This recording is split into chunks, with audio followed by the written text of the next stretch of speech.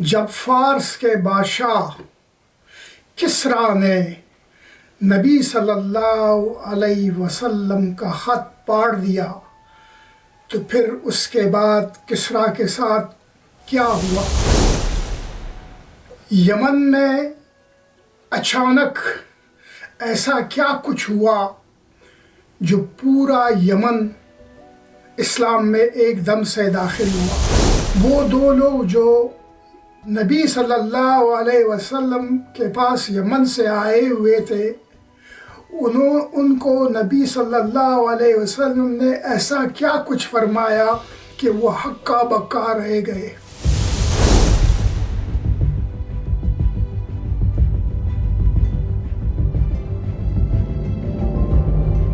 جب ابابیل نے کنکریوں کا برسات کیا ابرہا کے فوج پر اور اس کو تباہ کر دیا، اهربوا انها حجارة من السماء الفرار انقذوا انفسكم، اور یہ خبر جب پوری دنیا میں پھیل گئی تو سب لوگوں کو یہ اندازہ ہو گیا، بلکہ یقین ہو گیا، یہ نبی آخر زمان کے آنے کی علامت ہے، اور ایسی غیبی طاقت ضرور موجود ہے جس نے اس طرح سے معجزہ دکھایا، اور ایسا کوئی ہے جو اس پوری دنیا کو چلا رہا ہے اور کنٹرول کر رہا ہے۔ یہ یقین سب لوگوں کو ہو گیا اس وقت، اور یہ معجزہ دیکھ کر پھر عرب کے لوگوں کے دلوں میں کعبۃ اللہ کے لیے اور بھی محبت بڑھ گئی اور بھی عزت بڑھ گئی۔ پھر اسی دن سے جب ابرہا کا لشکر برباد ہو گیا، ختم ہو گیا، اسی دن سے 50 دن کے بعد حضور نبی کریم صلی اللہ علیہ وسلم کی ولادت مکہ میں ہو گئی۔ الحمدللہ ابھی میں عمرہ کر کے اللہ قبول کرے باہر نکل آیا ہوں باب السلام سے۔ تو میں نے کہا ساتھ ہی آپ کے ساتھ ایک اور بھی چیز شیئر کروں۔ یہ جو میرے پیچھے جو یہ بلڈنگ نظر آ رہی ہے یلو رنگ کی، جس کے اوپر مکتبہ مکۃ المکرمہ لکھا ہوا ہے، یہ جگہ جو ابھی یہ لائبریری انہوں نے بنائی ہے، اس جگہ کے اوپر حضور صلی اللہ علیہ وسلم کے چاچا ابو طالب کا گھر تھا۔ اس جگہ کے اوپر ابو طالب کا گھر تھا، اور محمد صلی اللہ علیہ وسلم اسی گھر میں پیدا ہوئے تھے۔ یہ وہ جگہ ہے جہاں محمد صلی اللہ علیہ وسلم پیدا ہوئے تھے۔ تو ابھی اس کے اوپر وہ جو ہے وہ اسی جہاں جو پہلے گھر ہوا کرتا تھا اس کے اوپر ابھی لائبریری بنی ہوئی ہے۔ تو یہ میں نے کہا آپ کے ساتھ شیئر کروں کہ یمن شروع میں ایک آتش پرست ملک تھا، پھر اس کے بعد اس میں یہودیت کیسے آئی، پھر اس کے بعد اس میں نصرانیت کیسے آئی۔ اب میں یہ ذکر کرنے جا رہا ہوں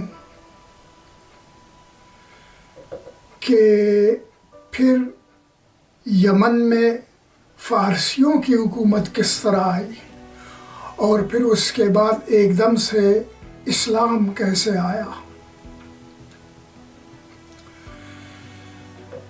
جب ابرہا پہنچ گیا اس واقعے کے بعد یمن، اور اس نے اپنے بیٹے کو حاکم بنایا تھا جس کا نام یکسم تھا،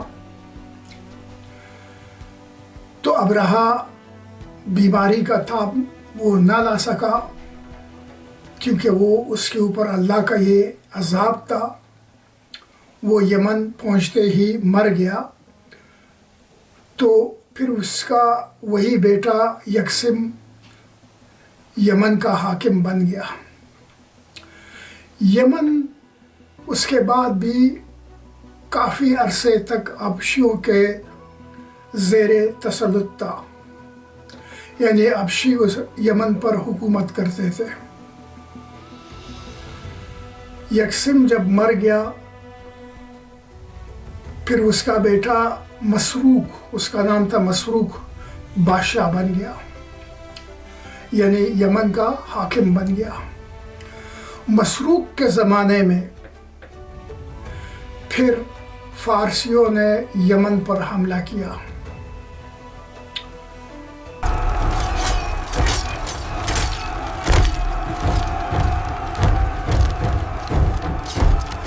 کسریٰ نے لشکر بھیجا یمن، پھر حبشی کمزور پڑ گئے۔ کسریٰ کا لشکر بہت طاقتور تھا، تو انہوں نے حبشیوں کو نکال دیا۔ حبشی ہار گئے جنگ اور فارسی مسلط ہو گئے یمن کے اوپر۔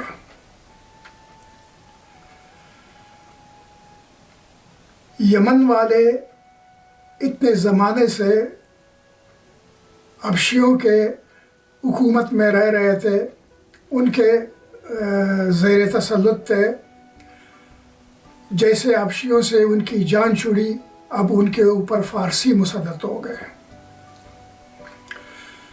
جب فارسی مسلط ہو گئے تو کسریٰ نے اس کے لیے ایک گورنر مقرر کر دیا،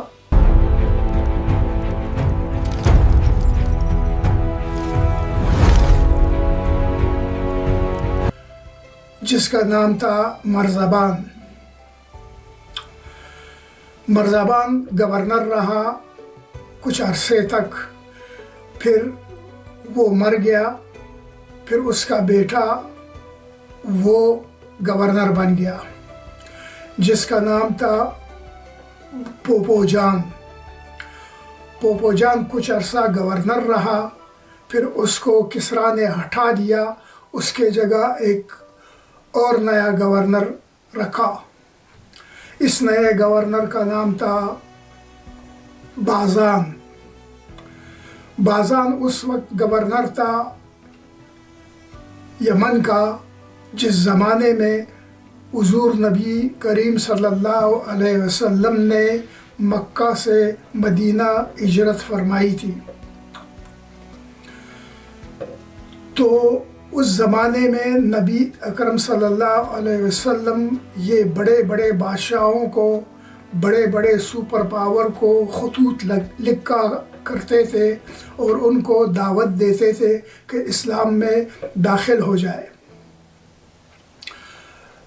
تو نبی اکرم صلی اللہ علیہ وسلم نے پہلے قیصر کو خط لکھا جو کہ روم کا بادشاہ تھا، اور اس کو دعوت دی کہ اسلام میں داخل ہو جائے۔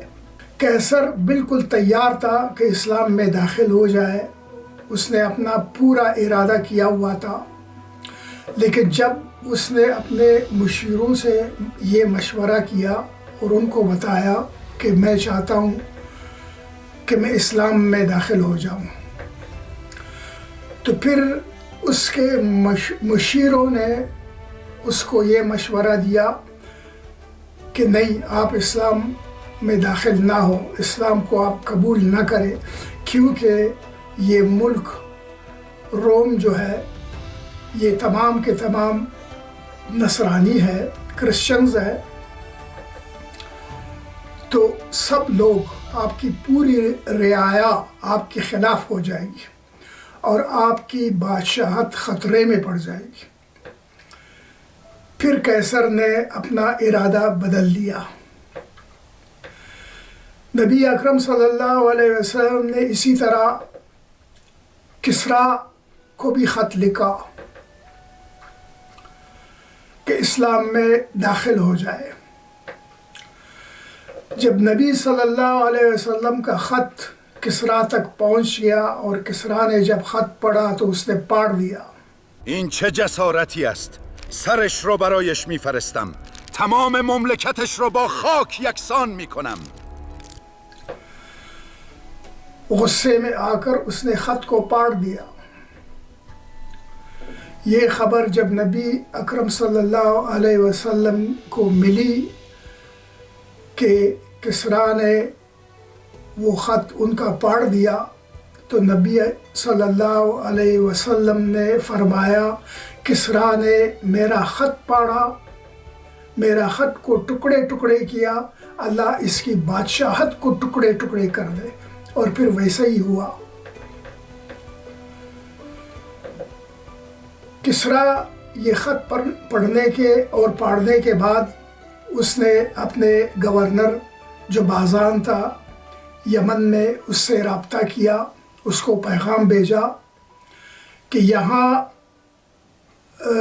عرب کے صحرا میں ایک غریب صحرائی عرب آدمی نے مجھے ایک خط لکھا ہے اور وہ یہ کہتا ہے کہ میں اس کے دین کو اختیار کروں۔ تم ایسا کرو کہ تم 2 آدمی کو یمن سے بھیجو اور اس عرب شخص کو اپنے پاس بلا لو، پھر وہیں سے اس شخص کو میرے پاس فارس میں بھیج دو۔ چنانچہ بازان نے پھر 2 آدمیوں کو نبی علیہ السلام کے پاس مدینہ منورہ بھیج دیا۔ وہ 2 آدمی جب مدینہ منورہ پہنچ گئے اور حضور نبی کریم صلی اللہ علیہ وسلم کے سامنے حاضر ہو گئے تو انہوں نے نبی علیہ السلام سے کہا کہ بازان نے آپ کو بلایا ہوا ہے، آپ ہمارے ساتھ یمن چلے۔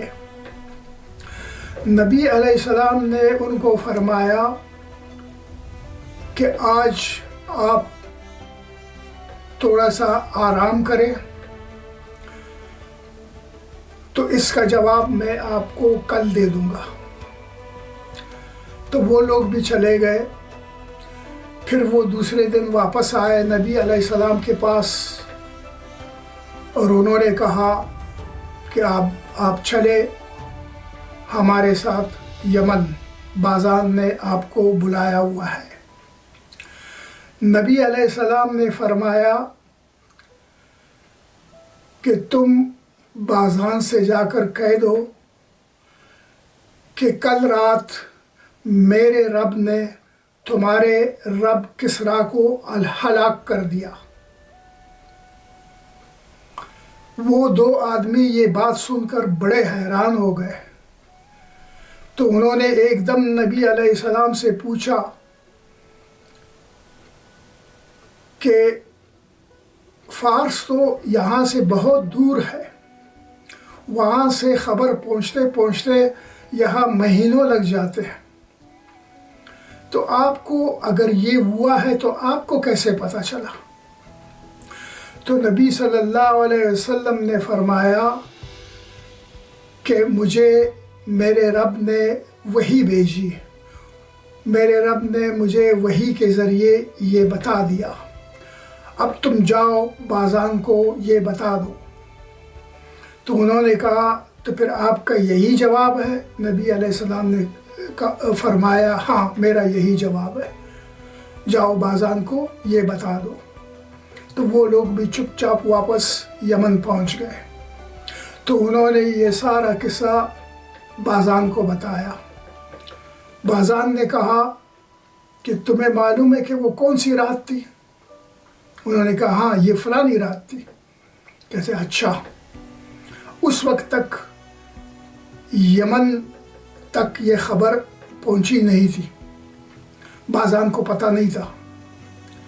तो बाज़ान ने कहा ठीक है, ये रात मैं याद रखता हूँ और मैं इंतज़ार करता हूँ कि फ़ारस से क्या खबर आएगी। तो कोई 1 महीने से भी ज़्यादा वक्त लगा, 1 महीना या 1.25 महीना, इतना वक्त लगा कि फ़ारस से यमन ये खबर पहुंच गई कि किसरा को उसके बेटे ने कत्ल कर दिया इस रात। तो एकदम बाज़ान ने देखा कि ये वही रात है जो ये लोग बता रहे थे, जिनको मोहम्मद ने मदीने में बताया था, वो बिल्कुल वही रात थी। तो बाज़ान ने कहा कि वल्लाह ये खबर जिन्होंने बताई है ये नबी के बगैर कोई नहीं बता सकता, ये शख्स ज़रूर अल्लाह के नबी है। तो बाज़ान ने एकदम कलमा पढ़ लिया और मुसलमान हो गए। फिर बाज़ान की वजह से जितने फ़ारसी वहाँ रह रहे थे यमन में, वो भी मुसलमान हो गए। इस तरह से यमन में इस्लाम दाखिल हुआ।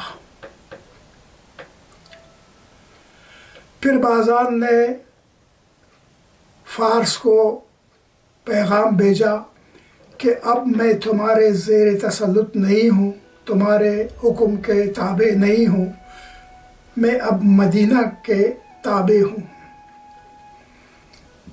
फिर ये बाज़ान मदीना के ताबे रहा।